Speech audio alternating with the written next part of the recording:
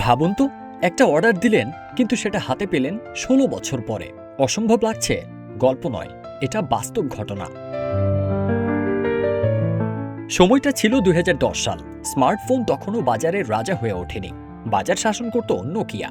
লিবিয়ার রাজধানী ত্রিপোলিতে এক ব্যবসায়ী নোকিয়ার দামি আপডেট এডিশনের বেশ কিছু ফোন অর্ডার করলেন। সব ঠিকঠাকই চলছিল, কিন্তু হঠাৎই পাল্টে গেল ইতিহাস।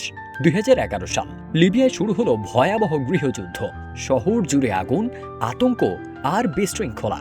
আর সেই ফোনগুলো পথেই থেমে গেল, হারিয়ে গেল অন্ধকার এক গুদামে। দিন গেল, মাস গেল, বছরও পেরিয়ে গেল। নোকিয়ার রাজত্ব এরই মধ্যে শেষও হয়ে গেল। স্মার্টফোন দুনিয়া বদলে দিল সবকিছু, কিন্তু সেই চালান সেটা রয়ে গেল সময়ের কবরেই।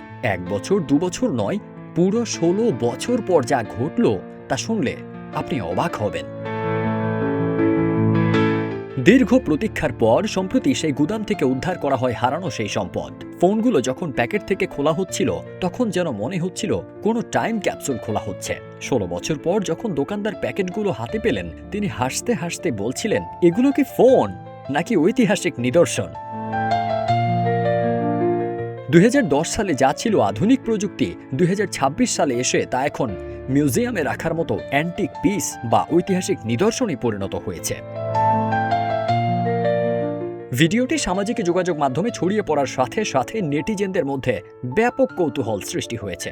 অনেকে বলছেন ধৈর্যের ফল মিষ্টি হয়, তবে এত মিষ্টি হবে তা কেউ ভাবেনি। আবার অনেকে বলছেন প্রযুক্তির পরিবর্তন কতটা দ্রুত হয়, এই ঘটনাই তার সবচেয়ে বড় প্রমাণ যে ফোনগুলো একসময় আভিজাত্যের প্রতীক ছিল, সেগুলো আজ কেবলই স্মৃতি। ফারদিন সানি, রূপালী বাংলাদেশ।